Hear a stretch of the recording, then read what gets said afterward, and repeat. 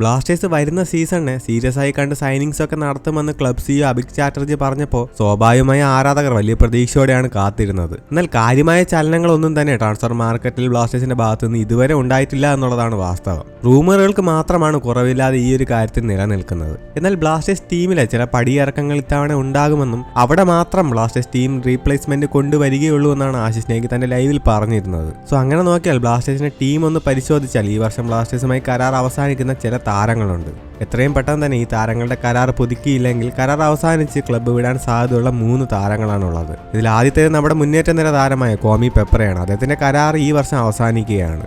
നമുക്കറിയാം അദ്ദേഹത്തിന്റെ കരാർ ബ്ലാസ്റ്റേഴ്സ് പുതുക്കില്ല എന്ന് മാർക്കസ് മെർഗുലയുടെ റിപ്പോർട്ടുകളുണ്ടായിരുന്നു. സോ അദ്ദേഹത്തിന്റെ കാര്യത്തിൽ ഇനി പ്രതീക്ഷകൾ വേണ്ട. അടുത്തത് ഗോൾ കീപ്പർ കമൽജിത് സിംഗ് ആണ്. ഈ കഴിഞ്ഞ സീസൺ ലോണിലാണ് ബ്ലാസ്റ്റേഴ്സ് ടീമിന്റെ ഭാഗമായത്. സോ ഈ വർഷം അദ്ദേഹത്തിന്റെ കരാർ അവസാനിക്കുകയാണ്. അദ്ദേഹത്തിന്റെ കരാർ ബ്ലാസ്റ്റേഴ്സ് പുതുക്കുമോ എന്നുള്ള കാര്യത്തിൽ വ്യക്തതയില്ല. കാരണം പുതിയ ഗോൾ കീപ്പേഴ്സിനെ ടീമിൽ എത്തിക്കുകയാണെങ്കിൽ കമൽജിത് സിംഗിന് ക്ലബ്ബ് വിടേണ്ടി വരുന്നതാണ്.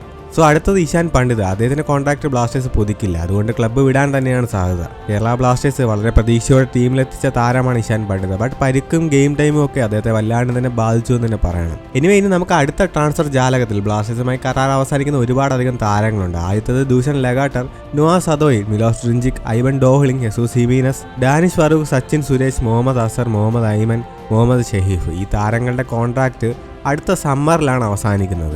ബ്ലാസ്റ്റേഴ്സിൽ പുതിയ താരങ്ങളെ ടീമിലെത്തിക്കുന്നതിന് ഉപരി റീപ്ലേസ്മെന്റ് സൈനിങ് ആണ് ആരാധകർ പ്രതീക്ഷിക്കേണ്ടതെന്ന് പ്രമുഖ മാധ്യമപ്രവർത്തകർ പോലും പറഞ്ഞ സ്ഥിതിക്ക് ഈ താരങ്ങളുടെ കാര്യത്തിൽ ബ്ലാസ്റ്റേഴ്സിന്റെ തീരുമാനം എന്താകുമെന്ന് കണ്ടു തന്നെ അറിയണം. സോ ഗൈസ്, നമ്മുടെ ഒരു ചാനൽ 10K എന്ന ഫാമിലിയിലെത്താൻ ഇനി കുറച്ച് സബ്സ്ക്രൈബേഴ്സിന് മാത്രമേ ആവശ്യമുള്ളൂ. സോ ഇതുവരെയും ചാനൽ സബ്സ്ക്രൈബ് ചെയ്തിട്ടില്ലാത്തവർ വീഡിയോ കാണുന്നുണ്ടെങ്കിൽ ഒന്ന് സബ്സ്ക്രൈബ് ചെയ്ത് സപ്പോർട്ട് ചെയ്യണേ.